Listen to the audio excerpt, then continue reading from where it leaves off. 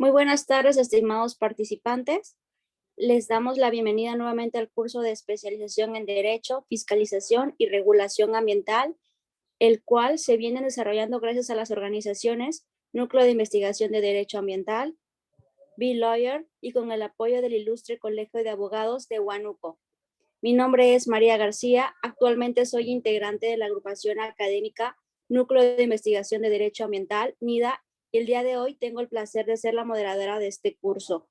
De parte de todo el equipo de NIDA y de B-Lawyer, agradecemos la participación de todos los presentes y nos permitimos brindar un agradecimiento especial a los ponentes que nos acompañan el día de hoy, así como a los que nos acompañarán en el transcurso de los 4 módulos de los cuales se compone este curso.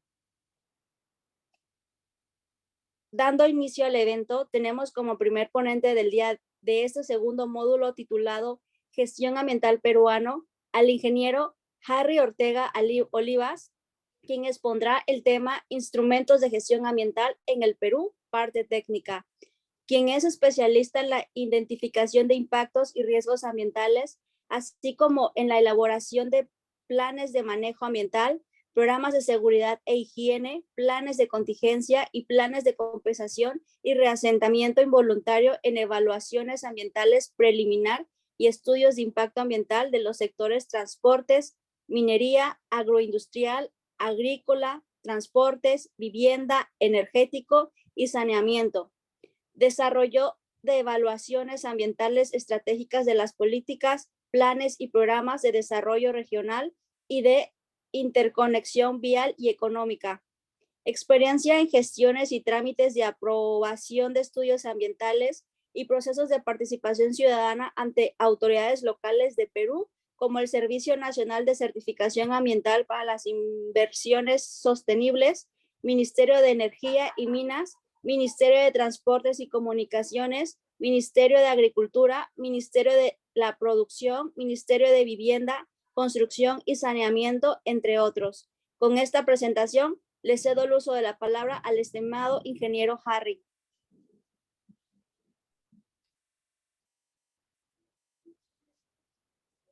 ¿Qué tal? Buenas tardes con todos. Muchas gracias por la invitación. Como ya han mencionado, mi nombre es Harry Ortega, soy ingeniero ambiental de profesión y encantado de poder conversar con ustedes, ¿no? Compartir el enfoque técnico en los EIAs. Entonces, si no hay más reparo, yo paso a compartir la presentación para que podamos conversar. Si en algún momento ustedes tienen alguna duda de lo que estoy planteando, por favor, me lo hacen saber, nos detenemos para poder profundizar ese tema, ¿no? Gracias.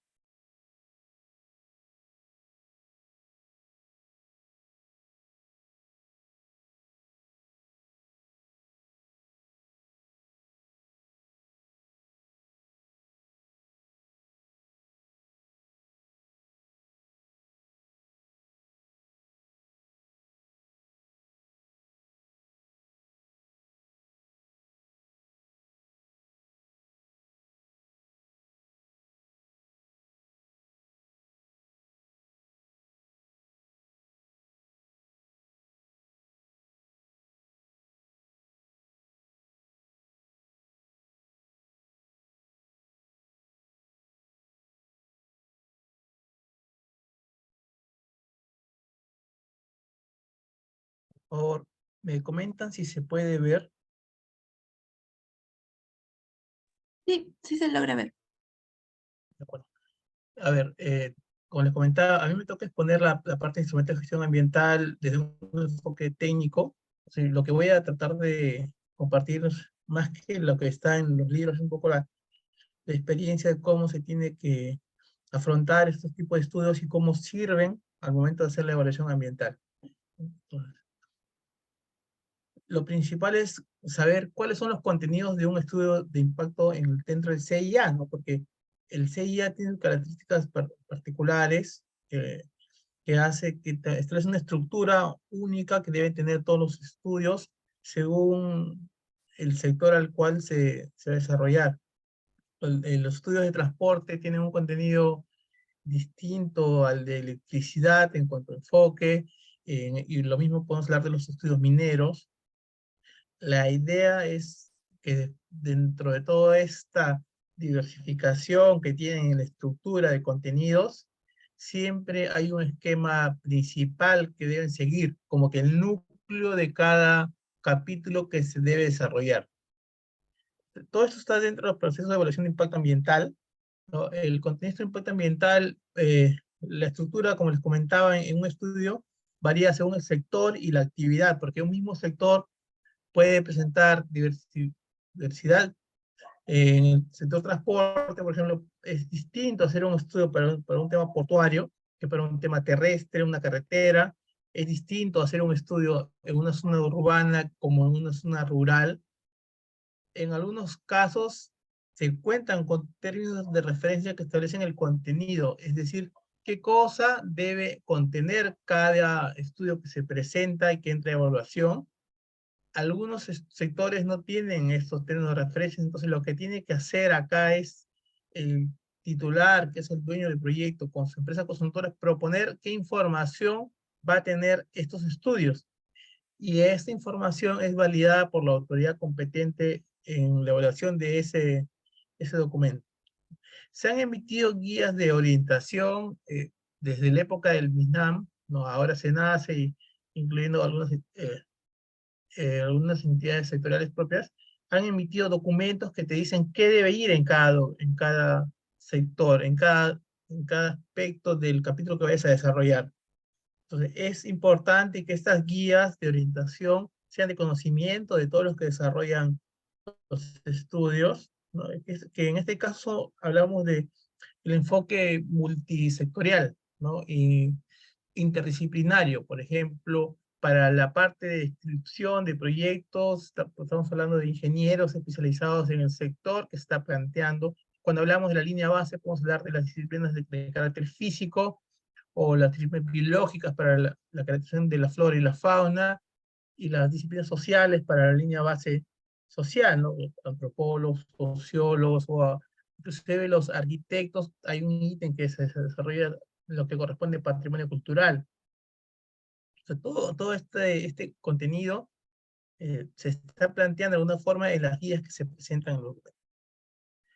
Este gráfico que pueden ver acá en este momento es el proceso de evaluación del EIA, que imagino que también lo están tocando en otras partes de forma general. No vamos a ahondar mucho porque esto ya se lo han comentado, pero en forma generales empiezan con hay una evaluación preliminar para decir, yo, dueño del proyecto, quiero colocar un puerto en el terminal, un terminal en el sur de Perú. Entonces voy con una idea de proyecto y lo que me dicen es, le hago un scoping para ver si es factible o no es factible, ¿no? Luego de eso presento un EVAP, ¿no? Que es una evaluación preliminar para que sea clasificado mi proyecto. Me dicen, según la característica, puede ser un proyecto categoría 1, funcionaría un categoría 2, un EIA semi-detallado, o un categoría 3, un EIA detallado. No, para eso voy a tener después, cuando ya me toca hacer el estudio, como les comentaba, hay términos de referencia ya específicos para cada sector, pero también hay términos de referencia comunes. O sea, los comunes son todos los que vamos a hacer puertos. Si hay términos de referencia de puertos, nos podemos acoger a esos estudios.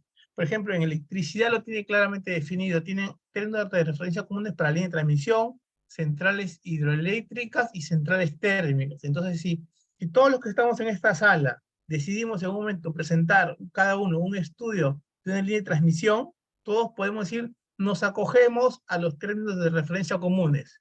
Entonces, todos vamos a desarrollar nuestro estudio en base a lo que pide ese documento. Pero si de los que estamos presentes, uno o dos dicen, no, mi proyecto tiene características especiales y no es necesario que yo presente toda la información que está en los TDR comunes. Entonces vas a presentar TDR específicos y vas a justificar por qué tu información tiene que llegar solo a ese nivel.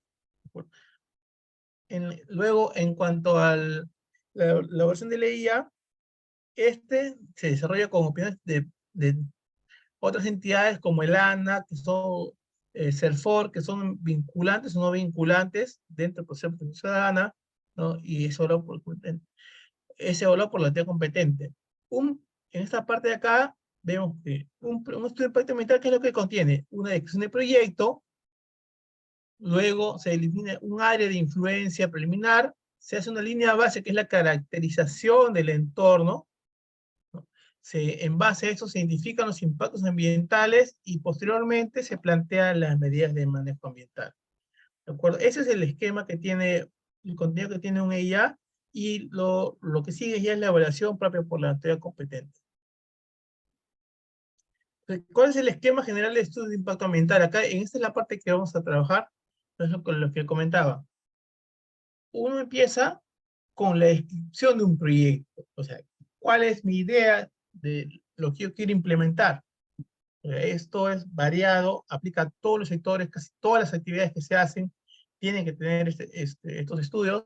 No todos van al CIA, muchos tienen otro, van directo al sector, no están dentro del marco del CIA, pero si uno quiere construir proyectos grandes, siempre hablamos, los proyectos mineros, que son los que tienen más realce, el tren eléctrico acá que cruza la línea 1 o la línea 2 que se está construyendo, han tenido que pasar por un proceso de evaluación de impacto ambiental. Entonces, se hace una caracterización de cuáles son las actividades que se van a desarrollar, luego se tiene que hacer una caracterización de su línea base ambiental, o sea, es decir, voy a describir el entorno del proyecto, cómo está el entorno antes de que yo empiece a hacer algún tipo de actividad del proyecto.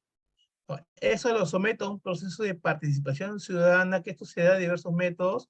Ya, durante la época de la pandemia esto se hacía de forma virtual, eh, se transmitía por radio o por webinars. Actualmente se está retomando la presencialidad en algunos casos, según lo que corresponde.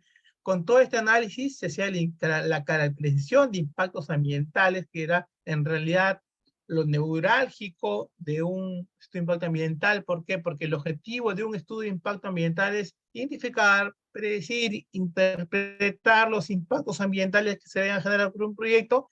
¿Para qué? Para plantear las estrategias de manejo ambiental de este proyecto. Entonces, y también, bueno, acá también está colocado el tema de valoración económica de impacto ambiental, que es algo que también se incluye, pero que todo esto, como marco, es lo que ustedes van a encontrar en todos los estudios de impacto ambiental a nivel de semidetallado y detallado. Entonces vamos a hablar de unos ejemplos, ¿no? Cuando comenzábamos de los tipos de proyectos, por ejemplo, en el lado izquierdo estamos hablando de una central hidroeléctrica que lo que hace es embalsar el agua, ¿no? Para después trasladarla mediante túneles. Estos túneles en algunos casos son superficiales, no todos los túneles son, bueno, cuando son superficiales no son túneles, son canales, pero el agua es captada, es conducida, ¿no? Hacia la casa de máquinas donde están unas turbinas y son las que generan la electricidad, y una vez que esta agua ha sido empleada, sí, mediante aspectos físicos nada más, sin transformación, sin conversión, el agua solo se usa la fuerza con la que viene el agua, es de vuelta al cuerpo receptor, ¿no? Río, generalmente ríos, ¿no? Para que siga su traslado.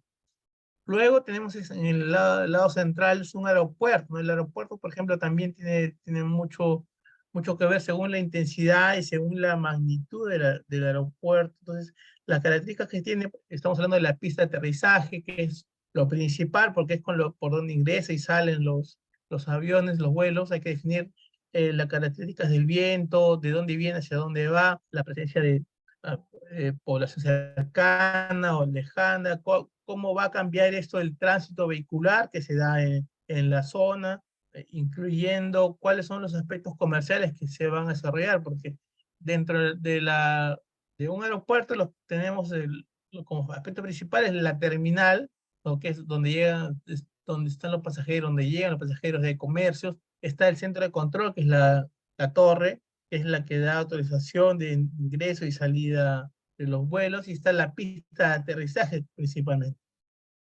Mientras que cuando ya hablamos de una carretera, estamos hablando de proyectos lineales, ¿no? Que atraviesan kilómetros y kilómetros de zonas urbanas y rurales, que sirven para interconectar pueblos, pero que a su vez a veces cuando no son adecuadamente llevadas, pueden generar impactos en algunos ecosistemas sensibles, ¿no? Y otro de los temas que tenemos también, estamos hablando ya de probablemente la minería, ¿no? Por ejemplo, la minería, ¿no? He puesto la foto más representativa, que siempre destaca más, que es cuando se hacen atajo abierto, ¿no? Porque ya estamos hablando de una excavación y una modificación del relieve del terreno. Donde antes había una colina, ahora hay una hondonada, ¿no? Y hay actividades paralelas como las redaveras que también son visibles y que se presentan en estos sectores, ¿no? Incluyendo esto, estamos hablando también de proyectos agrícolas, porque a veces pensamos que los proyectos agrícolas son los menos impactantes, y eso es relativo, ¿no? Porque estamos hablando en algunos casos de cambio de uso de terreno, ¿no? Donde antes era zona de pastos, uno puede sembrar caña, donde era selva, alguien puede decir hacer palma aceitera, entonces esta cambia es el cultivo, que es heterogéneo por un monocultivo, ¿no? Donde antes había diversidad de plantas, ahora solamente vas a encontrar un tipo de palma, entonces estás cambiando ese entorno. A veces se convierten en terrenos agrícolas, en zona de caña, por ejemplo, también mucho en el norte, para hacer lo que sea, cuando hacemos el gasol. ¿Ya? Entonces, todos esos cambios sí afectan. Si alguien está hablando, por ejemplo, puede hablar de la caña de azúcar, ¿no? La mejor forma de hacer el corte que tenían por costumbre era quemar esta caña, ¿no? Porque decían que la quemada ayudaba a su corte, pero también incrementaba el sabor que tenía este producto. Entonces, todas estas características que y muchas ya están cambiando, ¿no? Por este corte negro, por un corte ya verde, que es solamente cortar sin quemar la vegetación. Está cambiando, pero todo esto que tenemos que escribirlo como tal. Entonces, los estudios, la primera parte, el primer eslabón es saber qué cosa estoy colocando. Por ejemplo, este es un ejemplo de una carretera, ¿no? La carretera, por ejemplo, en este caso tiene 100 kilómetros. De los 100 kilómetros tiene varias áreas auxiliares, se le llama. Por ejemplo, como depósito de material excedente, campamentos, plantas industriales, canteras, que es de donde se extrae el material, y los depósitos de material excedente es aquella área donde todo lo que yo he cortado, todo lo que yo he usado y todo lo que me ha quedado de ese corte y relleno, lo llevo hacia un depósito de material excedente para que esté almacenado ahí, y después lo tengo que manejar adecuadamente para que no afecte. Por ejemplo, en el kilómetro 500, no, 50, entre el kilómetro 50 y 60, estamos viendo que hay una alcantarilla. ¿Por qué? Porque ahí posiblemente haya una zona de paso de una quebrada pequeña, o estoy canalizando algún canal. O sea, estoy tratando ese canal, estoy haciendo lo que pase de un lado de la carretera al otro lado de la carretera, para que mantenga la dinámica fluvial de ese sector. Mientras que en el kilómetro 90, entre el kilómetro 90 y 100, estoy colocando un puente porque posiblemente he encontrado un río o una quebrada más grande que amerita este tipo de estructuras. Entonces, eso es lo que vamos a generar. Entonces, en estos proyectos lineales se aprecia con mayor afectación, como el impacto no es puntual. ¿Se acuerdan cuando les comentaba acá del aeropuerto? El aeropuerto, a pesar de que es una extensión grande, es una extensión puntual, ¿no? O sea, nosotros conocemos el aeropuerto Jorge Chávez y sabemos que eso está en un solo sector. Todos los impactos que se dan se generan ahí, los positivos y los negativos. Impacto, cuando uno habla de impactos, lo asocia negativos, pero también hay que entender que hay positivos. Pues, los impactos que se dan están en ese sector. Cuando uno habla de una zona agrícola, también estamos hablando de un área extensa, puede ser área extensa, pero está focalizado a algunos sectores, mientras que cuando hablamos de una carretera o una línea de transmisión, estamos hablando de proyectos lineales, donde el impacto se va distribuyendo de manera heterogénea en base a lo que vaya a colocar en cada sector. Por ejemplo, si yo quiero plantear dónde podría estar el mayor impacto, yo podría estar pensando que el mayor impacto acá en este caso puede estar entre el kilómetro 10 y el kilómetro 20. ¿Por qué? Porque en este sector es donde yo tengo, además de la carretera que está circulando, tengo un depósito de material excedente y tengo un campamento. Acá es donde voy a tener más actividad, ¿no? Similares en el kilómetro 30 y el kilómetro 40. mientras que entre 50 y 60 tengo solamente una alcantarilla. Entonces, depende de la intensidad. Mientras mayor componentes, hay mayor probabilidad de impacto. Bueno, este es un corte transversal que se hace a las carteras para poder plantear esta actividad que les comentaba del corte y relleno. Por ejemplo, cuando uno va por la sierra o va por cualquier lugar que tiene una pendiente y está en la carretera, entendemos que un principio que así no estaba, que tenía que ver cortes y rellenos, pero lo que pasa es que a veces la configuración del terreno sigue esta línea de acá, la que estoy marcando, que espero que se note. Pero el espacio que queda para esa carretera no existe. Entonces, lo que tiene que hacer primero es hacer un corte. Todo este sector de acá, todo este triángulo de acá se va cortando y luego es trasladado para rellenar esta área inferior, la plataforma inferior. Y se le coloca un muro de contención para evitar que el material se caiga y estabilizar el sector. Pero ¿qué pasa cuando este material de acá, este triángulo de acá, no es suficiente para completar este relleno? Tengo que traer material de una cantera. Y voy rellenando y voy completando. Igual, ¿qué es lo que pasa cuando yo tengo que completar? Es al revés. Este material es demasiado para rellenar esta sección de la pendiente. Lo que tengo es un exceso de material. Ese material que sobra se lleva hacia los DMS, que son los de material, depósito de material excedente. Entonces, ahí uno ya va caracterizando dos cosas. Primero, que voy a tener que ocupar un terreno que no es propiamente del proyecto, que es un área auxiliar. Segundo, que voy a tener que traer material de otros sectores. Entonces, estamos hablando de uso de materiales, ¿no? Disposición uso de material de la cantera, disposición de material en un terreno del DME, pero también estamos hablando del traslado traslado de materiales. Y cuando yo hablo de traslado de maquinaria, ¿qué cosa está inducido?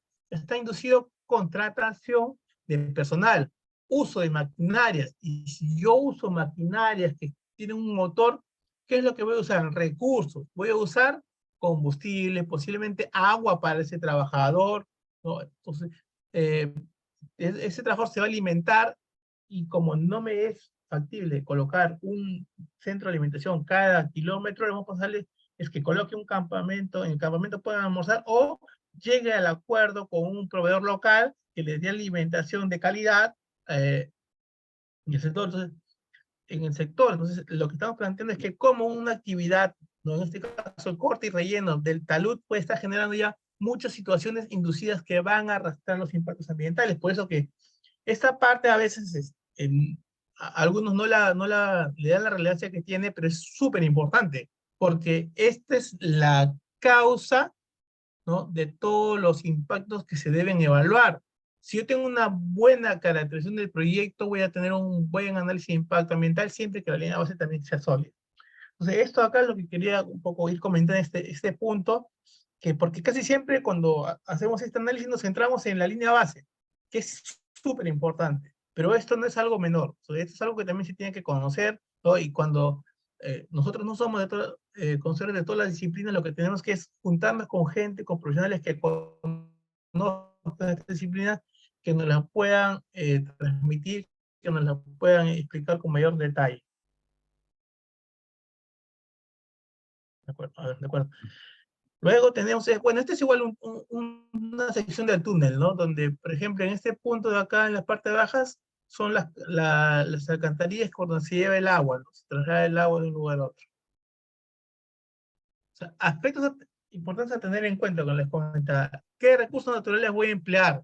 ¿Voy a tomar agua o no?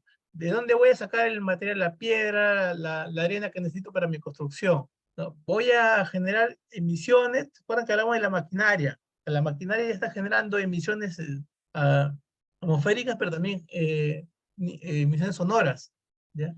Luego, residuos sólidos, porque ese trabajador está establecido que va a comer, va a tener que tomar agua, van a tener que cocinar, entonces toda esa materia orgánica, todo ese plástico, o en cajas, así sea que se le lleven, tiene que tener alguna disposición.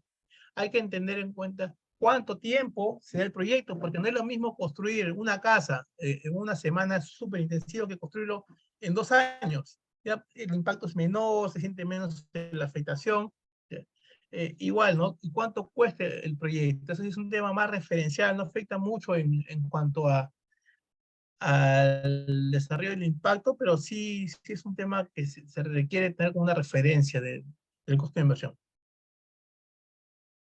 Luego tenemos que aprender a identificar los componentes ambientales, la línea base. O sea, ahora ya sé qué es lo que voy a hacer, ahora lo que tengo que ver es cómo está el espacio donde voy a implementarlo, ¿no es cierto? Es como cuando ustedes quieren construir una casa, ya tengo la idea de la casa, ya he ido a hablar con el arquitecto, ya me hizo los planos, ahora tengo un terreno y quiero ver si es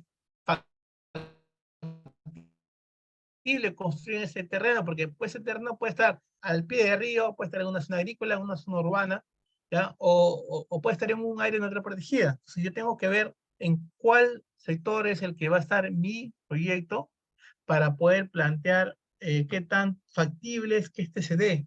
¿Ya? Por ejemplo, cuando hablamos del aspecto físico, ¿ya? Bueno, antes, en el 2018, era el 31 de diciembre, en realidad, se aprobaron dos guías, la guía para hacer línea base ambiental y la guía para hacer impactos ambientales. O sea, son documentos técnicos, referenciales, normativos, pero que a veces la autoridad lo asume como, no como una guía, sino como una norma o un requerimiento que se debe cumplir de forma estricta. ¿Ya? O sea, entendamos, una guía es una guía, es algo que dice cómo deberías hacerlo, ¿ya? Entonces es una orientación, no necesariamente es una obligación, es interpretativo, para ser claro, pero bueno, la práctica, a veces esta guía se convierte en algo estricto que se debe cumplir, ¿no? Como contábamos, cuando vamos a hacer un estudio de aspecto físico, lo que tenemos que definir, por ejemplo, en estos casos son el clima, ¿no? Sí, no, pero ¿para qué sirve el clima? Uno puede preguntar, no, si llueve o afecta cómo llueve, no llueve, hace calor, no hace calor, ¿cómo puede afectar? Pero eso va a depender del proyecto. Estamos hablando de un proyecto fotovoltaico, nos interesa saber cuántas horas de sol hay, ¿no? Si estamos hablando de un proyecto eólico, nos interesa saber la fuerza del viento y la dirección. Ya, si estamos hablando de un proyecto hidroeléctrico, necesitamos saber cuánto es el volumen de agua que llueve, en qué meses llueve. ¿Ya? Y también para identificar, vamos a entrar a hablar de fauna y flora, pero adelanto. O sea, cuando uno hace una evaluación de flora y fauna, elige 2 temporadas bien marcadas. La época en la que hace más lluvia y donde menos llueve, por decirlo de alguna forma coloquial, porque hay otras variables más, como la temperatura, pero cuando es que generalmente llueve más en el verano, y en el verano, eso estaríamos hablando de enero a marzo, eso, a pesar de que es fluctuante, uno puede decir ya, entonces yo voy a elegir evaluar en ese periodo, porque en ese periodo yo voy a tener un tipo de fauna, y que la fauna, cuando llueve menos, que es en la época de junio, julio, agosto, cambia, ¿ya? Porque ustedes saben, el ejemplo siempre que nos comentan que hemos visto de niño los patos migrando, ¿no? Los patos migrando, buscando, escapan del invierno. Entonces, es igual, ¿no? O sea, la fauna cambia a veces según estación. Para eso es que se tiene que hacer esas evaluaciones y es importante saber el clima. Lo otro que necesito saber es cómo está mi terreno. Por ejemplo, en este caso estamos viendo el lado derecho una calicata. Esta calicata, ¿por qué? Porque nos permite saber cuál es el tipo del suelo, cuál es la estructura, si el terreno tiene la geodinámica o la geotecnia suficiente para soportar el esfuerzo de colocar una construcción sobre este terreno sin que se venga abajo, porque si yo no hago este tipo de estudios, ¿qué va a pasar? Yo puedo construir una torre y el primer año nada más se puede venir abajo y puede dañar a personas como algún tipo otro de recurso que puede haber ahí, no solo natural, sino también de patrimonio, ¿no? Igual acá en este caso, por ejemplo, tenemos la evaluación de la cuenca del río Rima, es un ejemplo, ¿no? Pero ¿cómo está? ¿Por qué? Porque hay que identificar la hidrología, de todos modos. el agua es fuente de vida. Entonces, necesitamos saber por dónde va este recurso hídrico, a quiénes lo aprovechan, qué características tiene, qué volumen tiene, dónde hay más, dónde hay menos. Esta caracterización se hace en todos los sectores porque para ver, por ejemplo, ¿recuerdan cuando hablamos del proyecto? Para amarrando, vamos atrás solamente con ese fin. Dijimos, en esa sección del proyecto, ¿qué cosa tenía? Una alcantarilla, porque acá posiblemente pase una quebrada, y tengo un puente. Para eso es que se hace el estudio hidrológico, para saber dónde están estos componentes y ver cómo se pueden ir afectando. ¿De acuerdo? Igual, el estudio de calicante del suelo, ¿por qué se hace? ¿Por qué se puede hacer en el depósito de material excedente? Para ver que lo que yo voy a colocar no se va a deslizar después y puede afectar algún recurso que pueda estar en la zona. Pero volviendo al tema entonces de la línea base física, ¿no? Por eso es importante identificar bien estos recursos, ¿no? Ya, este es un enfoque que se hace según el sector que está trabajando. Si es un proyecto portuario, por ejemplo, lo que más importaría es el curso marino, ¿no? Si es un proyecto hidroeléctrico, lo que importa es cómo se comporta el régimen hídrico en la sección donde voy a colocar mi central hidroeléctrica. Pero si es un proyecto de transporte, lo que me interesa es saber dónde están estas quebradas, estos puentes, y qué volumen tienen para yo colocar infraestructura, sean alcantarillas, sean pontones o sean puentes o andenes para, en esta zona de paso. Luego también tengo que hacer una caracterización de la calidad ambiental. O sea, la calidad ambiental ya son los monitoreos que se hacen, o los muestreos, en este caso, de ruido ambiental, la calidad del suelo, la calidad del aire y la calidad del agua. ¿Por qué? Porque yo necesito saber cómo está actualmente estos parámetros para que cuando yo ingrese con el proyecto no los altere, o sea, no los supere. Tengo que mantenerme siempre en ese nivel casi, ¿ya? O que el incremento no sea tal que haga que se sobrepasen los estándares de calidad ambiental de estos factores. Vamos a considerarlo de esa forma, ¿no? Es como cuando alguien va al doctor, ¿no? Y le dicen, tu nivel de glucosa es elevado, ya estás en los límites. Si comes un chocolate más, te vas a exceder. Te comes el chocolate y te excedes. Ya es igual acá. En los entornos hay una característica única de nivel sonoro, hay un promedio, más o menos, de cuánto suena, pero si yo llego con mis camiones o si yo empiezo a colgar explosivos, ese nivel sonoro se va a disparar, ya se va a incrementar por picos, ¿no? Entonces, eso es lo que yo quiero mostrar. Igual, ¿no? Si yo tengo una calidad del agua y en esta calidad del agua, ¿no? Yo le voy a colocar una planta de tratamiento y esa planta de tratamiento le voy a colocar un ducto que descargue, posiblemente esta se vaya a cambiar. Entonces, lo que tengo que ver es que esta afectación o esta alteración de las condiciones naturales del agua no comprometan la calidad aguas abajo ni que se superen los estándares naturales de calidad del agua según la categoría que corresponda, ¿no? Lo mismo es para el tema del aire.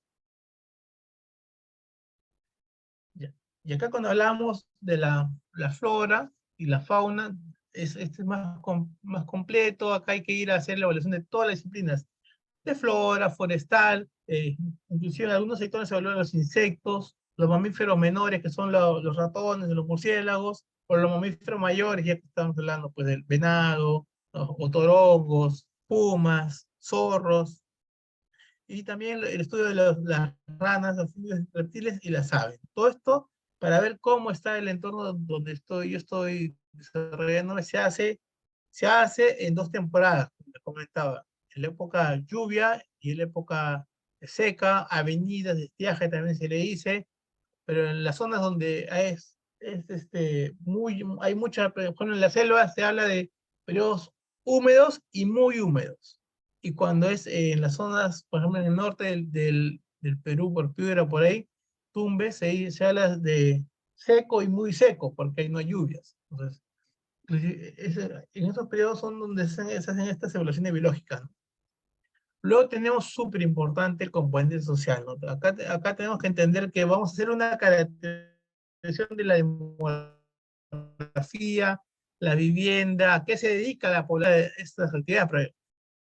Por ejemplo, cuando estuve construyendo un sector de la interoceánica, yo tenía la oportunidad de pasar justo en esos momentos iniciales porque estaba viendo tu proyecto de una línea de transmisión, y lo que antes había un montón de lugares para hoteles, de un momento a otro todos se ocuparon. Se ocuparon todos los hoteles porque las empresas los ocuparon, y los que íbamos con nosotros de tránsito no había donde uno hospedarse, tenemos que a veces inclusive compartir habitación con otras personas para, para tener un lugar donde descansar. Pero no solo eso, sino también empezaron a aparecer otro tipo de negocios, ¿no? A lo largo de la carretera, donde no había bar, empezaron a aparecer un bar, luego dos, luego tres bares, que la gente iba, frecuentaba en estos sectores. Entonces, todo esto va cambiando, ¿no? La gente ya deja sus trabajos, por ejemplo, de cultivos para dedicarse a trabajar en estos proyectos, pero el detalle es cuando ya acaba el proyecto, sí, cómo se reincorporan a sus actividades cotidianas. Lo otro es conocer también cuál es el patrimonio cultural, porque a veces cuando uno no conoce, hace un proyecto, cruza y lo corta, ¿no? Por ejemplo, acá nada más en Lima, sin ir muy lejos, eh, el Parque de la Leyenda, ¿sobre qué está? Está sobre zonas de huacas. Ya, conoce la Plaza de la Bandera, al costado de la Plaza de la Bandera, ¿qué hay? Hay una huaca que se llama Mateo Salado. Esa huaca Mateo Salado, en un sector, está ocupado por población que antes inclusive tenía zonas agrícolas, ¿no? En esos espacios. Y en Lima muchas de las huacas que se tienen posiblemente hayan sido demolidas o ocupadas durante el proceso de expansión urbana. Entonces, eso mismo se da en los proyectos que se dan en provincias, ¿no? Uno puede ir a visitar y donde no ve, donde él puede ver una chacra, puede que sea en realidad un andén, ¿ya? O donde él ve bosque, cuando lo limpias ese bosque, puedes encontrar un sitio arqueológico también. Entonces, pues es importante conocer el tema del patrimonio cultural arqueológico, pero también el cultural propiamente, ¿no? Las costumbres, la forma en que la gente celebra, cómo los sitios religiosos que tienen, o lo que una vez me contó un profesor, ¿no? Cuando yo era estudiante, el profesor nos contó una experiencia que tenía, que fue a un taller de protección ciudadana, y les preguntó, le dijo a la gente, pero por favor, el proyecto les va a beneficiar, ¿no? Les va a permitir tener una mejor calidad de vida. Y digo, ¿y cómo? Y una señora se paró y dijo, ¿y cómo va a ser esa mejor de calidad de vida? Y lo que dijo la señora, el profesor, es que se van a poder vestir como nosotros, no van a poder usar otra ropa, tener otros servicios. Y la señora, muy correcta, lo que le dice, pero señora, ¿usted quién le ha dicho que queremos vestirnos como ustedes, no? Porque ellos valoraban mucho su aspecto cultural y era a veces unos detalles que a veces nosotros no valoramos, que ahora se promueve más, ha habido un mayor enfoque en ese tema, pero yo estoy hablando pues de la época del inicio de los 2000, y para atrás era mucho más, ¿no? Está escribiendo Lucía, sí, el idioma en el resumen ejecutivo es lo que comentábamos, ¿no? El resumen ejecutivo tiene que ser planteado en idioma castellano, pero también en quechua, y no solo esa parte, sino también en algunos casos lo que se pide es que ahora es menos, pero para poder alcanzar a toda la población que no lee o que puede ser analfabeta, que es una población menor, también se empleaban videos, ¿no? En idioma quechua, para que esa población pueda de forma más dinámica poder enterarse de las características del proyecto. Y también se le pregunta a la población, pues, ¿y ustedes qué cosa esperarían que el proyecto haga por ustedes? Entonces, cuando uno le hace esa pregunta a la población, y les hablamos, por ejemplo, de un proyecto de generación eléctrica, lo que dice, o de una línea de transmisión, lo que te dice es, yo quiero que me traigan electricidad a mi casa, a mi centro poblado, pero hay un detalle, ¿no? Que se le explica que el proyecto, bueno, los proyectos de generación y de transmisión no son los los de distribución. O sea, en electricidad son tres sectores. El que genera la electricidad puede ser hidráulica, térmica, eólica, solar o cualquier otro factor que pueda existir. El que transmite la energía de dónde se genera hacia dónde se va a usar. Esa es la transmisión de subestación a subestación y el que la distribuye. Por ejemplo, en Lima, Enel o Luz del Sur son distribuidores de energía eléctrica. Ya, ellos son los que se encargan de repartir en nuestras casas. Ese es el que te lleva la electricidad, pero eso a veces la gente piensa, si pasa el cable de transmisión por acá, ¿por qué no me deja? ¿No? Y es un tema, como comentaba, un tema de ya la regulación propiamente. Entonces, esas son las perspectivas, ¿no? Que te hablan de que quieren trabajo, de que les den algún apoyo en algunos casos a proyectos que ellos tienen, o que se les considere como proveedores de servicios, porque muchas comunidades tienen camionetas, tienen vehículos, o tienen plantas industriales, y esos, ellos ofrecen a ser proveedor del proyecto. Y en buena hora, no siempre cumplan las características mínimas de seguridad y salud, buena hora para las comunidades, porque se da esta sinergia, ¿no? Pero en esta etapa de línea base es cuando se les pregunta, ¿de acuerdo? Luego de eso ya viene los impactos ambientales, ¿no? La guía, ¿qué es lo que es? La guía contiene los lineamientos para el proceso de identificación y caracterización de impactos ambientales en el marco de estudios ambientales sujetos al CIA. ¿Y qué es un lineamiento, no? O sea, un lineamiento es algo que te orienta, que te dice cómo deberías hacer algo. En este caso, los lineamientos dicen cómo deberías hacer tus impactos ambientales dentro del marco del CIA.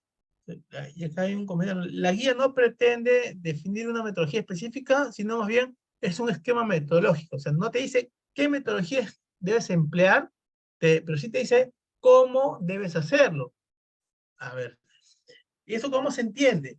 La guía lo que te dice es, coge, coge la característica del proyecto, coges las características del entorno del proyecto, la línea base ambiental, física, biológica, social, los integras para ver cómo se superponen, cómo se relacionan, y en base a eso, identifica tus impactos y plantea tus medidas. Eso es lo que te dice. Lo que no te dice es cómo lo vas a unir, cómo lo vas a empalmar, qué herramienta debes usar para hacer eso. Te deja ese campo abierto, ¿no? Para que tú puedas investigar un poco más. Luego también la guía lo que te habla ya de impactos residuales, ¿no? ¿Y cómo se entiende un impacto residual? Yo tengo el impacto potencial que se va a dar. O sea, yo voy a hablar de alteración de la calidad del aire. Entonces, como yo ya sé que voy a generar calidad del aire, ¿qué voy a hacer? Voy a una medida de manejo ambiental para que esta afectación, si era de 10, pueda bajar a niveles tolerables que sean de 5. Y ese impacto en nivel de 5, ya estamos hablando que es el impacto ambiental residual. Es el impacto que queda después de que yo he planteado una medida de manejo ambiental. ¿Y para qué sirven los impactos ambientales residuales? Sirven para calcular valoración económica ambiental y también sirve para hablar de plan de compensación ambiental, que es lo que vamos a ver un poco más adelante. Luego te habla del enfoque ecosistémico. Cuando tú hagas impactos ambientales, tienes que considerar todo, todo de forma integral. No puedes separar. No, yo solamente afecto al medio físico y no afecto a la biología, o yo solamente afecto a lo social. Y se lo voy a plantear de esta forma concreta. Yo para colocar un área cualquiera, lo primero que tengo que hacer es si hay vegetación, tengo que limpiar la vegetación. Esa vegetación es un hábitat para fauna. Entonces, en una ya estoy cortando flora y fauna. Luego voy a hacer una ocupación del terreno, voy a hacer un cambio físico en el uso del terreno. Estoy hablando de tres impactos de dos medios distintos, físico, biológico, ¿ya?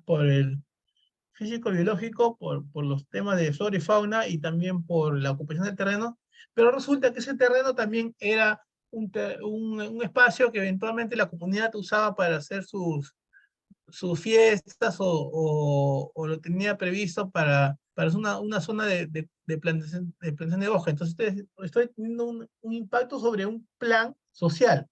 Sí, cuando uno analiza el impacto, no puede decir, no, no solo a la fauna, solo a la flora, no tiene que evaluar cómo mi proyecto está evaluando todos esos aspectos.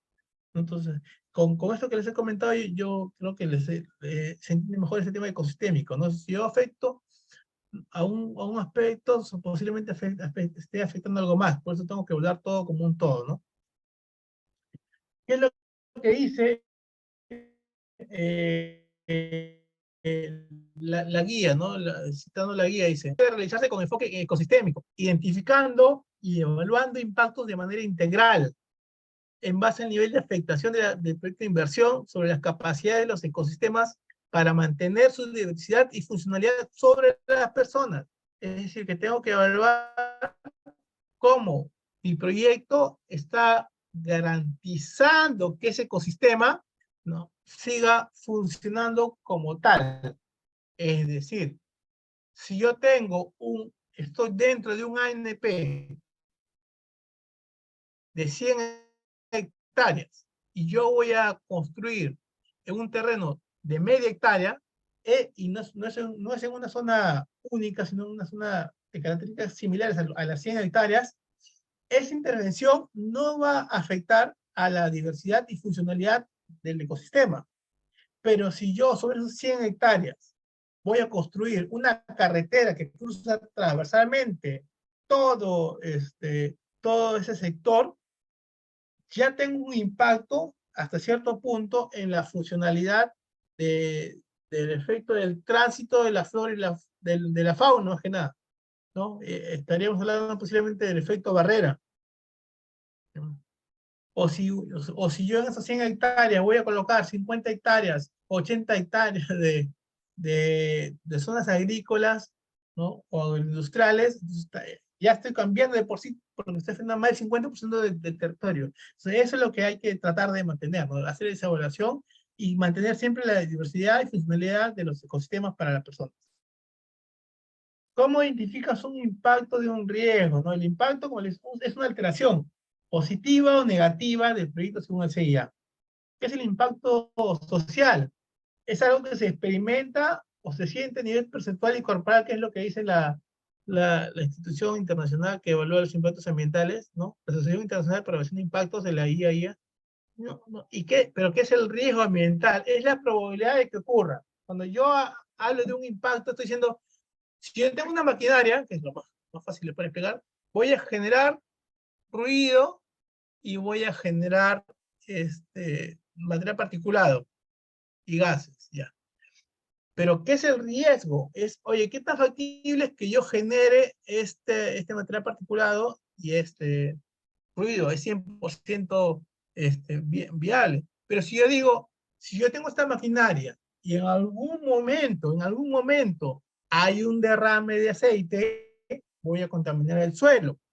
Entonces la pregunta es, ¿qué tan probable es o qué tan factible es que este derrame de aceite se dé en condiciones normales, no provocadas? En condiciones normales, porque se entiende que cuando uno plantea y hace este análisis, plantea que todo va a funcionar correctamente, ¿no? Que las personas que implementan estas actividades también son personas responsables que los hacen bien. Después, pero en la práctica puede que no haya una adecuada manipulación, esa es otra cosa. Pero cuando uno hace el estudio de impacto ambiental, asume que sí se va a dar bien. Entonces, por ejemplo, yo mi estudio de impacto ambiental puedo plantear que el mantenimiento se haga en una estación de servicio, entonces no va a haber afectación del suelo por mantenimiento. Pero ya en la práctica, en la ejecución, justo el área de taller en ese momento estaba ocupado y el camión se tuvo que hacer mantenimiento en otro terreno, y que no estaba habilitado, que no tenía losa de concreto, entonces al hacer el mantenimiento se derramó el aceite, ¿ya? Pero eso es porque hubo una mala manipulación al momento de implementar el proyecto, es otra cosa. Pero en condiciones naturales, el riesgo ambiental es qué tan factible es que se dé esta contaminación de suelos. O sea, y es poco probable, que haya un derrame de aceite o que haya un derrame de combustibles en el terreno durante la manipulación, porque se hacen acciones controladas, ¿no? Esa es la diferencia entre un riesgo, qué tan probable es que esto se dé frente a un impacto. El impacto es lo que es casi, si tienen seguro que se va a dar sí o sí. Luego, para evaluar impactos ambientales, ¿existe un solo método? No. Ya, eso tiene que quedar claro. No hay un método establecido, estándar, que digan, tienes que emplear este método para que la autoridad te apruebe tus impactos ambientales. Entonces tienes que evaluarte de lo que te plantea. ¿Qué método te plantea la guía? Lista de chequeo. Te dice, a ver, ¿qué es una lista de chequeo? Una lista de chequeo, yo me hago una serie de preguntas para definir si hay impacto o no. Yo puedo ir con mi lista de preguntas. A ver, ¿el proyecto va a generar pérdida de vegetación? Sí, check. En impacto, afectación de la vegetación. ¿El proyecto va a generar afectación de fauna o son de interés de fauna? Sí, check. Sí, el proyecto va a generar afectación de fauna porque se está desarrollando sobre una colpa de guacamayos. El proyecto va a afectar, perdón, sitios de humedales, ¿ya? X, no hay afectación, el proyecto no afecta a humedales. Entonces, así yo voy haciendo una serie de preguntas, esa es la lista de chequeo, ¿no? ¿El proyecto afecta a sitios arqueológicos? No, debería ser no, porque si no, no sería viable este proyecto. Ya. No hay afectación de sitios arqueológicos. Entonces, esta lista de chequeos define de esa forma los impactos ambientales. Es como cuando uno va a un control médico y dice, cuéntame sus síntomas y te va marcando todo lo que tienes, ¿no? Eso es. Luego hay otro método que es una matriz doble entrada, en este caso, por ejemplo, de Leupold, que en la zona de las filas lo que te plantea son los componentes del proyecto y cuáles son sus características. En las columnas te indica las actividades. Por ejemplo, acá dice la preparación del terreno tiene impacto sobre el contenido de materia orgánica del suelo. Sí, es negativo, ¿no? Estos 3/4 depende de la entidad. Ya que es negativo, ¿por qué? Porque de todos modos el remover el material está afectando el suelo. Mientras que la plantación va a tener afectación en la materia orgánica del suelo, neutro, no tiene. Entonces, este tipo de actividades, motrices de entrada, son las que nos permiten a nosotros ver la interrelación de los proyectos, ¿no? Para poder plantear, a ver, dónde hay más esfuerzo o hay que plantear mejores medidas, ¿no? Luego, esto es más bonito, ¿no? Que ya es más visual, que la superposición de mapas, donde yo digo, ¿no? La superposición de mapas es particularmente útil para la evaluación de rutas alternativas en desarrollo de lineales como ductos, carreteras y líneas de transmisión. Sí, pero a mí me gusta este otro ejemplo de acá. Si yo quiero definir este es un mapa de condiciones mineras en Pasco. Si yo quiero definir qué sector de Pasco es el que está expuesto a mayor impacto o mayor riesgo de afectación por proyectos mineros, ¿qué sector elijo? ¿El que está pegado a la izquierda de la imagen o a la derecha? ¿No? Si ya visualmente lo puedo definir acá sin ser muy experto, o sea, donde hay más concesiones, yo ya puedo definir que hay una mayor probabilidad de afectación. Igual, si yo quiero definir, a ver, cuántas de estas concesiones, ¿no? cruzan cuerpos de agua principales. Entonces yo puedo ir viendo, cada cuadradito es una concesión. Por ejemplo, en este lado pareciese que ninguna concesión cae sobre el cuerpo de agua. Pero en esta acá, todas estas concesiones están sobre un río o una quebrada. ¿No? O sea, ahí yo puedo estar hablando, ya puedo estar diferenciando. Eso es lo bonito de los mapas. Los mapas son visuales y nos permite ya ir dibujando, ir caracterizando para poder ayudarnos.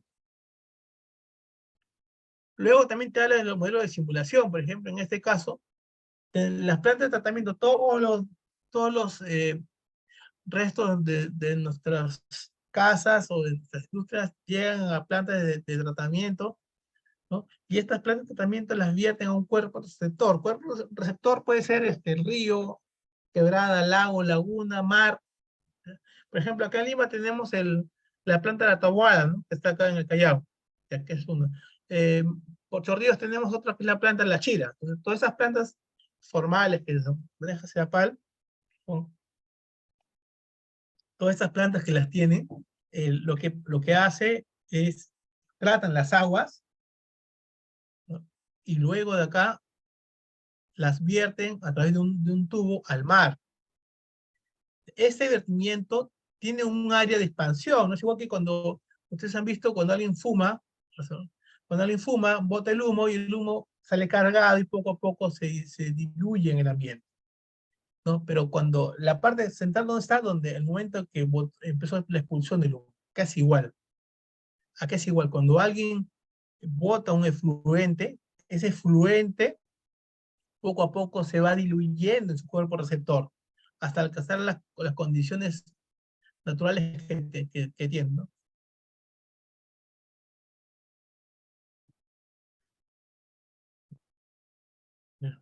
Entonces, eh, igual es, en este caso yo tengo otro ejemplo, ¿no? Por ejemplo, estos son modelamientos de calidad del aire para, pongamos, centrales térmicas, ¿ya? O una planta industrial que tiene chimenea. Entonces, cuando uno evalúa solo a la fuente, ve que este punto rojo es donde está la chimenea, ¿no? Y donde ve todo el color verde y cómo va cambiando la tonalidad. Por ejemplo, en esta parte naranja va a ponerse un poco más verdoso. Ya no puedo definir los tonos, pero sí ven que hay un cambio de naranja a verde y hay una transición.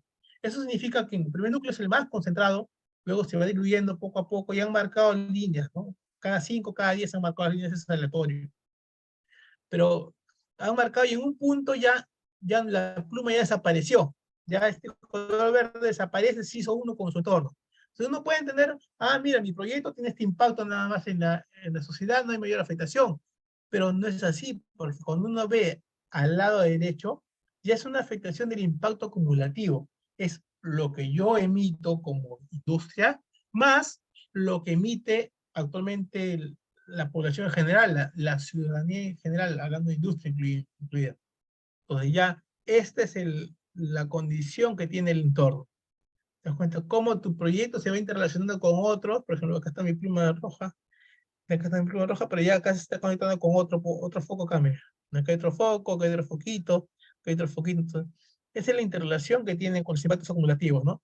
Esto es un modelo de simulación que puede variar, en la realidad puede variar, ¿no? Pero es una idea de lo que puede pasar. Va orientando hacia qué cosas pueden pasar. El otro método que tenemos para identificar impactos, que nos dice es panel de expertos. ¿No? Es útil al momento de hacer un scoping o evaluación preliminar. El método Delphi es el más representativo, dice, ¿no? No se define el tema, o sea, ¿en qué consiste? Supongamos que acá todos los que estamos presentes somos expertos de un tema. Entonces, vamos a plantear un tema. Vamos a hablar del impacto que tiene una planta de fideos colocadas al lado de un humedal. ¿De acuerdo? Vamos a hacer un cuestionario, vamos a plantear preguntas. ¿Esta planta de fideos toma agua del humedal? ¿Esta planta de fideos ocupa terrenos del humedal? ¿Esta planta de fideos va a presentar un efecto barrera para las aves que cruzan por este sector, que van y vienen? Con esas tres preguntas nada más, por ejemplo, definimos. Ya, a ver, ¿quiénes son expertos acá en biología? Dos personas. ¿Quiénes son expertos en temas sociales? Otra persona en temas físicos, ya. Y armamos el panel. Ya todos estamos definidos, le repartimos las encuestas. Y todos van a opinar sobre el tema. Hacemos un análisis de resultados y vemos, a ver, no hay afectación del agua, perfecto. Ocupación del terreno, sí, pero el terreno ya había estado ocupado antes para otra actividad. Ya, para las aves, es probable, poco probable, pero sí existe un riesgo, ¿no? Entonces, ¿estamos todos de acuerdo? No, ya, una segunda pregunta, una segunda vuelta y ya volvemos a analizar esos nuevos patrones para ya finalmente concretar una idea más consensuada entre todos, ¿no? Porque a veces en una primera discusión no estamos de acuerdo, en la segunda ya estamos un poco ya más orientados todos hacia una meta, porque hemos planteado, pues, hemos expuesto nuestros argumentos, hemos escuchado los argumentos de los demás. Ese es el método Delphi. El otro método que plantea, y que yo creo que es uno de los mejores en realidad, ¿ya? Cuando uno empieza a hacer impactos, yo creo que este es uno de los mejores, que es el diagrama de flujo. Dice, son fáciles de construir, permiten establecer una relación de causalidad entre los impactos y los componentes ambientales. Por ejemplo, en este esquema que planteo, ¿no? Son las actividades generan situaciones inducidas y eso generan impactos. ¿Cómo lo traduzco con un ejemplo? ¿Te acuerdas? Tengo el tratamiento de aguas, ¿no? Tengo un tratamiento de fluentes, el vertimiento de fluentes y eso que genera la alteración de la calidad del agua. la actividad, que es el tratamiento de las aguas. La situación inducida, que es el vertimiento de los efluentes. ¿Y cuál es el impacto? La alteración de la calidad del agua. O sea, es secuencial, hasta cierto punto lógico, ¿no? Y cuando es lineal es más o menos fácil, pero lo que plantea un diagrama causa-efecto es de este tipo, más o menos, ¿no?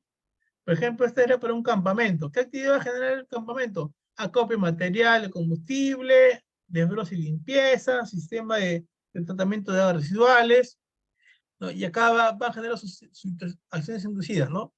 ¿Qué generan? Material particulado. ¿Cuál genera material particulado? Todo este de azul. ¿Y de quién lo genera? Desplazamiento de maquinarias.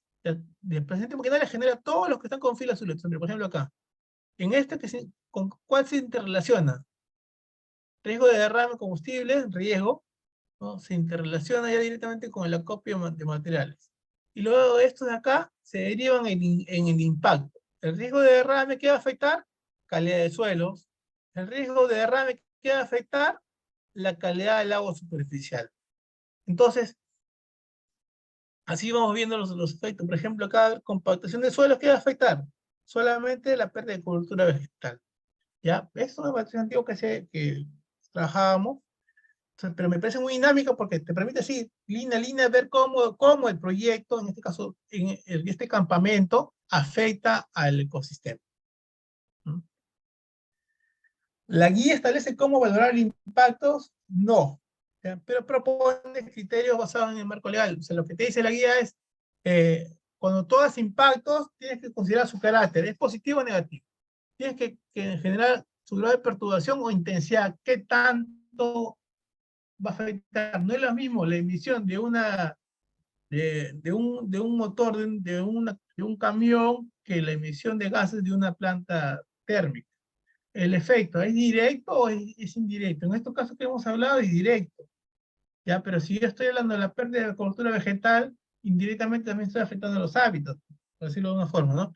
¿Qué tan probable es que se dé este impacto? ¿Es fijo que este impacto se va a dar o no? Cuando hablábamos, antes se hablaba del tema del suelo como impacto, ahora ya se ha sacado la afectación de calidad del suelo por derrames, ¿no?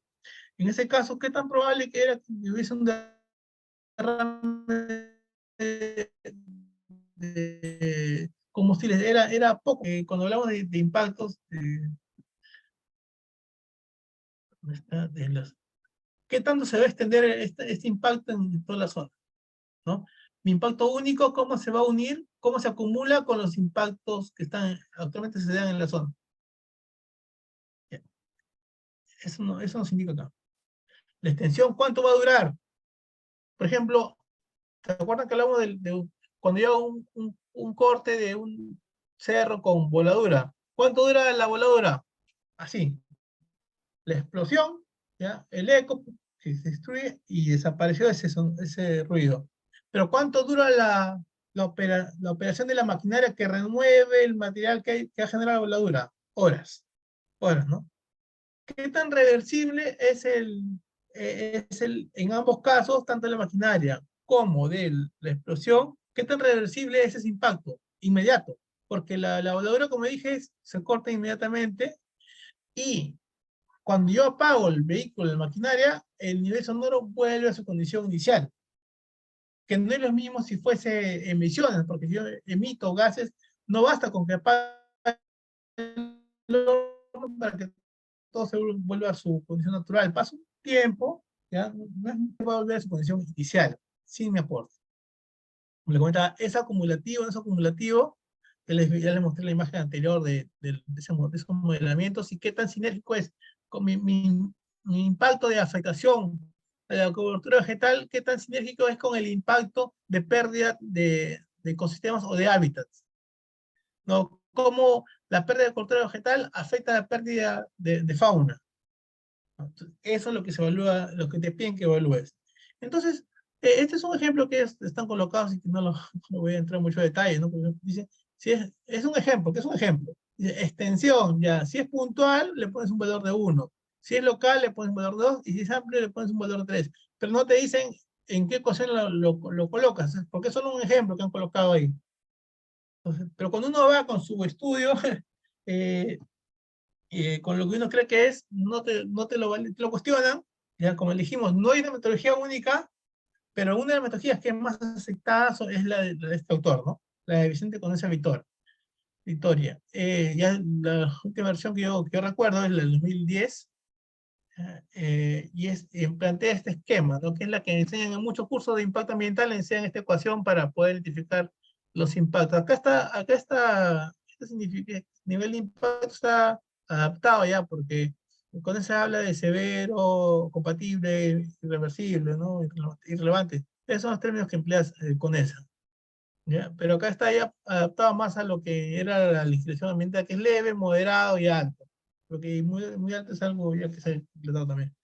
Entonces, igual plantea, si se recuerdan, estábamos hablando de la intensidad, cuánto parece, cuánto es reversible, cuánto tiempo dura el efecto, eh, acumulativo, sinérgico, también habla por ahí, periodicidad con manifestación, probabilidad que ocurra, extensión en cuánto se distribuye, la persistencia, cuánto va a durar ese impacto, ¿no? Como les decía, le apago mi camión y el ruido se va, pero los aportes gaseosos que genera este camión duran un poquito más en el ambiente.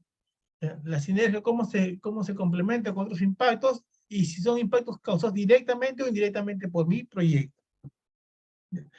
Luego también hablo de la recuperabilidad, es similar a la reversibilidad, pero lo que varía es, la reversibilidad es por medios naturales. Si yo voy al bosque, talo 10 hectáreas para llevarme la madera, estoy hablando de una mala situación, pero es un ejemplo que para esquematizar solamente la idea. Me talo 10 hectáreas, me llevo toda esa madera y dejo descubierto el terreno, ¿en cuántos años el bosque va a recuperar ese espacio de forma natural? 10 años, 15 años, ¿no? Lo otro es, cuando yo voy a este bosque, estas 10 hectáreas, una concesión forestal, las talo, ¿no? ¿En cuánto tiempo va a volver a recuperar? Como yo lo estoy manejando, yo la quiero revegetar, ¿no?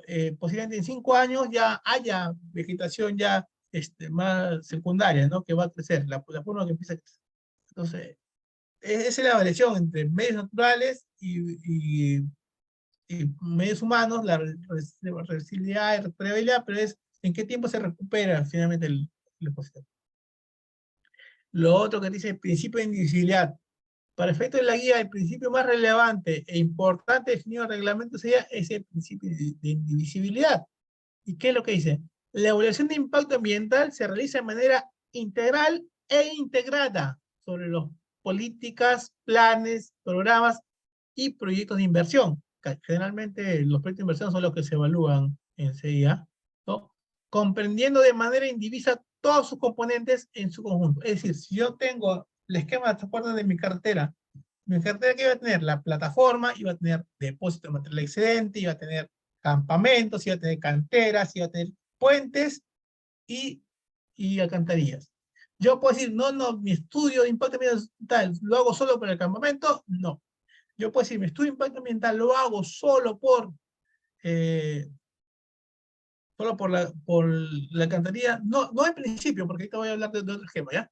No en principio porque cuando es un proyecto integral, ¿ya? Tú planteas todo y evalúas todo, ¿ya? ¿Cuáles son las particularidades?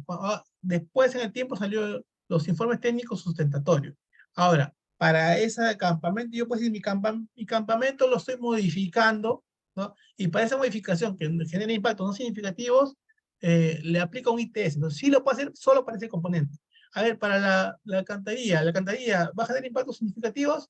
No. ¿Ya es algo nuevo? Sí, pero está dentro de media influencia. Ya, si cumple con los criterios que la autoridad le ha dado, entonces procede como un ITS. O sea, no está haciendo de todo, ¿no? Inclusive variaciones de tramos puedes hacerlo en base a esos instrumentos, pero son ya características. Pero en principio, si fuera una línea de transmisión, la línea de transmisión sale de una subestación y llega a una subestación. Es posible que yo solamente haga el estudio para una torre de un tramo, se puede hacer sí, ¿ya?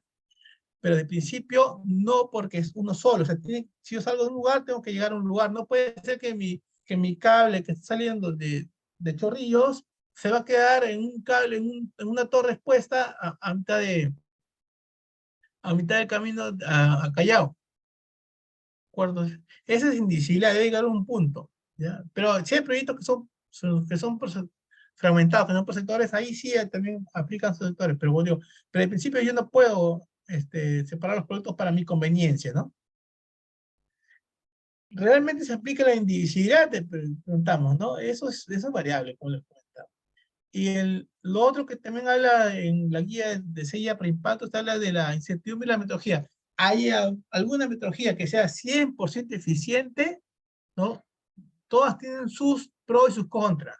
¿Ya? Hay algunas que son más aceptadas que otras, ¿no? Por ejemplo, acá, yo me pongo este ejemplo, ¿no? Porque cuando tú vas al Everest, tú te planteas poder llegar hasta la cima. Pero ¿de qué depende que alcances el éxito? Del clima, de tu equipo, que ese día no hayan subido muchas personas.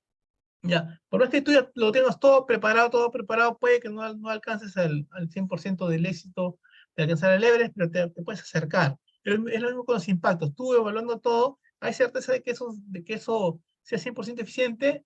No, pero esperarías que como está planteado y como está sustentado, sí se aproxime a la realidad, ¿no? Lo que Martínez se señala, no copia la guía también, ¿ya?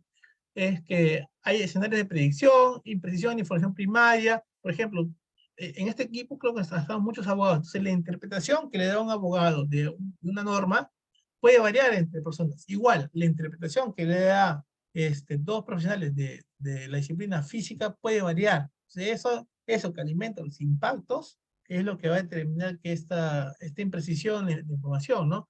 Que hay muchos componentes ambientales, o sea, el ecosistema es tan amplio que esto va cambiando, ¿ya? Cambios no previstos en proyectos, errores en modelos matemáticos, lo otro que dice, ¿no? El conocimiento del área nunca, nunca será suficiente, y finalmente ya, luego de eso entramos a la estrategia de manejo ambiental. Ya identifiqué mis impactos. ¿Por qué? Porque ya sé cómo es mi proyecto, ya sé cómo es su entorno, ya los entrelacé, ya sé qué impacto voy a generar y ahora tengo que presentar una estrategia de manejo ambiental. ¿Qué consiste en plan de manejo, en un plan de vigilancia para ver que lo que yo planteé se mantenga adecuadamente, un plan de compensación ambiental para compensar los ecosistemas dañados, plan de relaciones comunitarias, plan de contingencia de los impactos que posiblemente se den o no, o sea los riesgos, y el plan de abandono, para que una vez que yo retire mis componentes, ¿cómo voy a recuperar el ecosistema que interviene? Recientemente ha salido una norma, que es la Guía para la Evaluación de Estrategia de Manejo Ambiental en el marco del CIA, ¿no? La resolución ministerial número 267-2023 MINAM, ¿no? Que establece que en los EMAS se incluya el enfoque estratégico, o sea, que las medidas que planteen sean súper eficientes, súper prácticas. El enfoque de género, ¿sí? Que lo que yo plantea sea válido tanto para hombres como mujeres, sea reconocido así. La interculturalidad, que si yo tengo en mi proyecto pueblos quechuas, pueblos aguajún, pueblos eh, que no están dentro de estas comunidades, pueblos indígenas, lo que yo planteé tiene que abarcar a todos ellos, tiene que respetar todas sus culturas, todas sus creencias. La biodiversidad, yo tengo que priorizar, conservar los ecosistemas en la medida que estos son factores de conservación ambiental. La participación ciudadana, tengo que ver que todos los planes que estoy planteando vean la forma en que la población participa, ¿ya? Mediante opiniones, mediante sugerencias, o incluyendo como parte de los trabajadores, colaboradores, ¿no? Que sean parte de los programas que se den. La gestión adaptativa, ¿qué quiere decir la gestión adaptativa? Es decir, como yo, mi proyecto, voy a hacer monitoreos para ver si es eficiente en mis manejos. Si determino que un programa no está siendo 100% eficiente, pueda plantear medidas complementarias adaptativas para que ese impacto sea controlado. Y el aspecto final, igual importante, es la mitigación y adaptación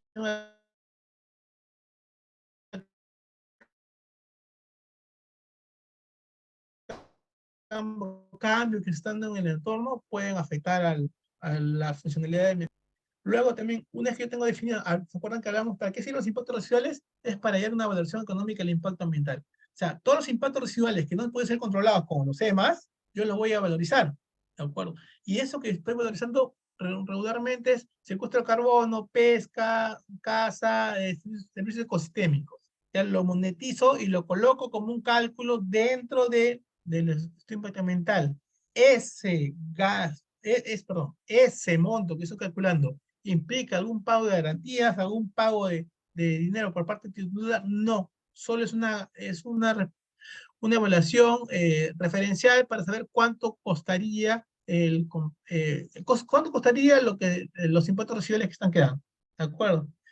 Y lo otro que es muy importante es el plan de compensación ambiental, ¿no? El plan de compensación ambiental, cuando yo tengo afectación de ecosistemas, ¿no? ¿Qué es lo que incluye?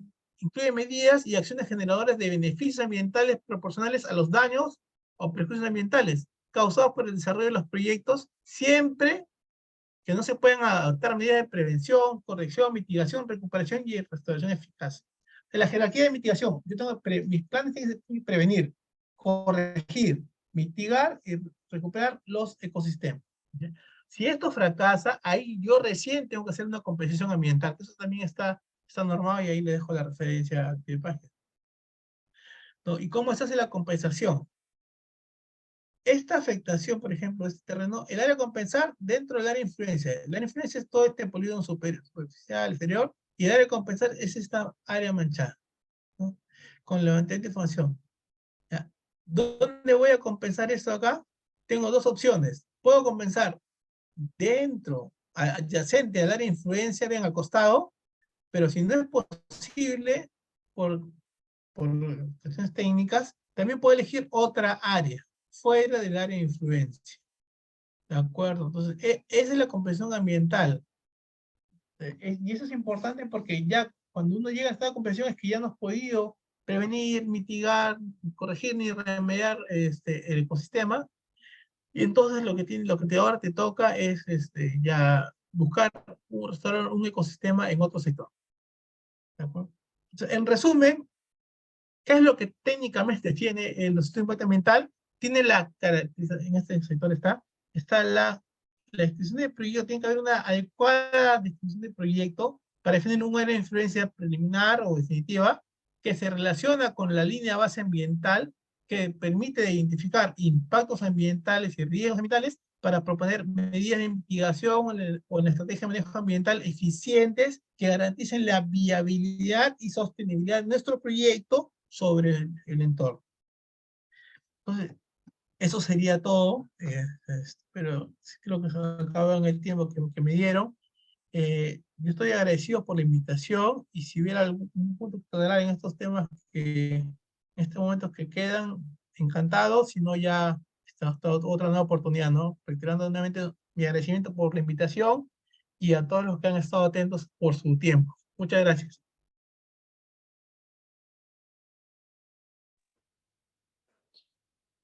Agradecemos la participación del ingeniero Harry y mencionarle que se tiene la siguiente pregunta para usted. ¿Cuáles serían las perspectivas y desafíos futuros en la actual gestión ambiental en Perú? Es complejo y variado, ¿no? Entendiendo que lo principal es estandarizar métodos. Ya, por ejemplo, en otros países, lo principal es toda parte de definir impacto. El sistema de evaluación de impacto ambiental, ¿no? Pero no tenemos una metodología que permita identificar los impactos ambientales. O sea, clara, definida, adoptada por nosotros. Porque esta guía que les he planteado con es aceptada ya, por consenso, pero no está incluida como parte de los lineamientos. Mientras que yo he visto guías de otros países, concretamente en Costa Rica lo he visto y también lo he visto en España, que ya tienen esto internalizado. O sea, ya dentro de su legislación te dicen los impactos, algo con esta guía, con esta metodología. Yo creo que es un reto, ¿no? Estandarizar una metodología no, no única, pero sí ya está consensuada y se puede dar en buena hora, ¿no? Y lo otro es que es un tema más de gestión, ya cuando uno gestiona estos estudios tiene que ir con una visión amplia, aperturada, porque como les comentaba, uno va con una verdad que piensa que es suya, que es única, y cuando nos encontramos con un evaluador que también piensa que su verdad es única, y que está en lo correcto, no tenemos un buen inicio para llegar a un entendimiento, porque lo que ambos queremos es conservar el ambiente. Entonces, lo ideal siempre es tener esta apertura, ¿no? Para ambas partes, para poder entendernos y lograr los objetivos, que finalmente el objetivo es la conservación ambiental. Eso es un poco lo que yo podría comentar.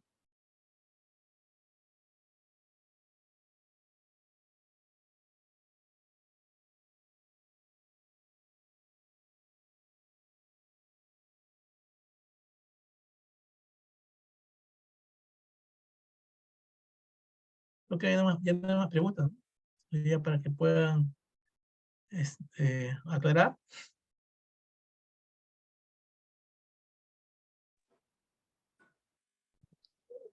Por el momento no hay otras preguntas en el chat. En 5 minutos presentaremos al ingeniero Luis. Muchas gracias. Entonces, yo me despido. Gusto haber colaborado con ustedes. Otra ocasión. A nombre de todo el equipo de NIDA, B-Lawyer y el ilustre Colegio de Abogados de Huánuco, extendemos nuestra gratitud por haber participado en el desarrollo de esta clase y haber absuelto las preguntas del participante de forma tan amable. Esperamos contar con usted en futuros eventos a desarrollar. Muchas gracias, ingeniero. Buenas noches. Buenas noches. Un gusto. Hasta luego.